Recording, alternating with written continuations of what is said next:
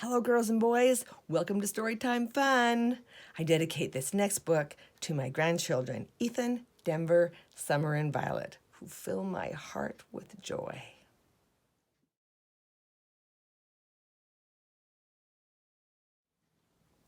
Today's story is out of the Treasury of Curious George Stories by Margaret and H.A. Ray. And today's story is called Curious George in the Big City. This is George. He lived with his friend, the man with the yellow hat. He was a good little monkey and always very curious. Today, George was in the big city. "Let's stop here, George," his friend suggested. "I would like to get you a holiday surprise before we see the sights." George loved surprises. He wanted to get a surprise for the man with the yellow hat, too. Why, here was a whole pile of surprises, all ready to go. Would one of those be right for his friend? George was curious. He opened a box and peeked inside. The box was empty. That was not a good surprise. George opened another box and another. They were all empty. Suddenly the store clerk came running. "Stop, please!" he cried. "You are ruining my display." But George did not want to stop. He wanted to go.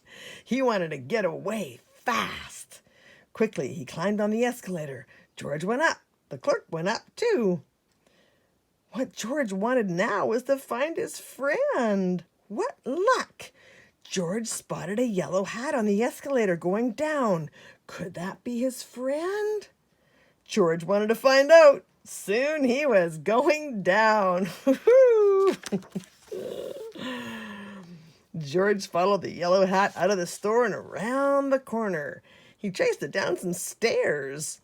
Where could his friend be going? Was this George's surprise? No, this was the subway. George got on the train just in time.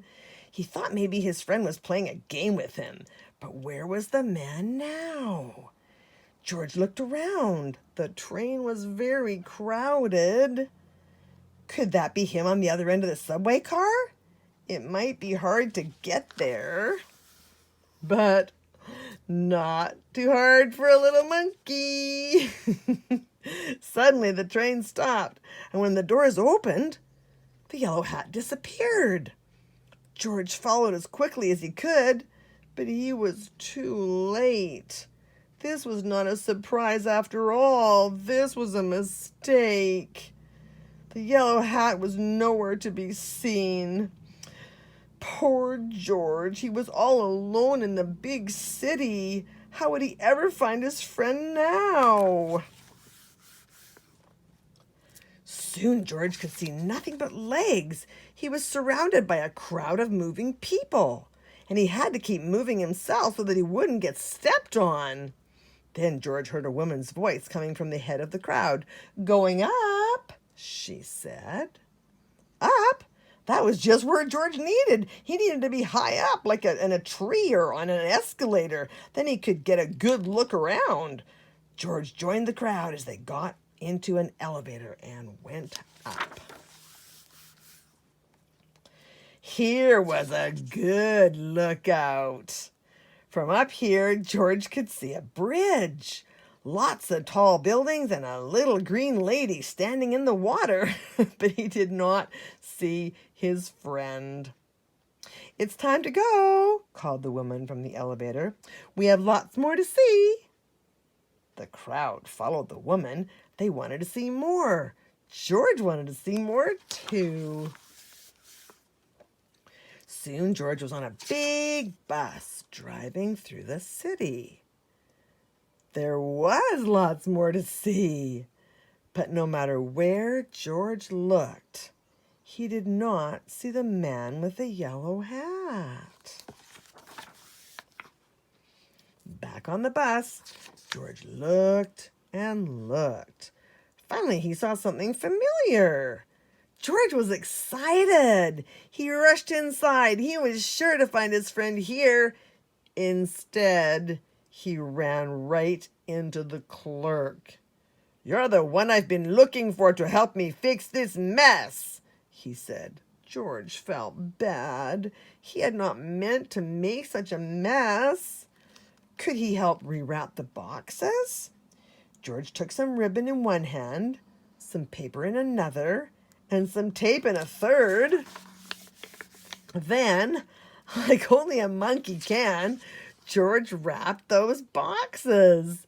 Soon a crowd gathered to watch. Everyone wanted George to wrap their boxes too. Just as George tied his 25th quadruple bow, he spotted his friend. At last, George was happy.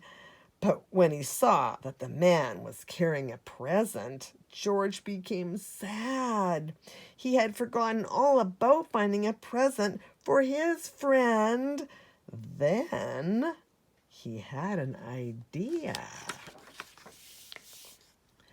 "George!" exclaimed the man with the yellow hat. "What a good surprise!" His friend was very glad to see him.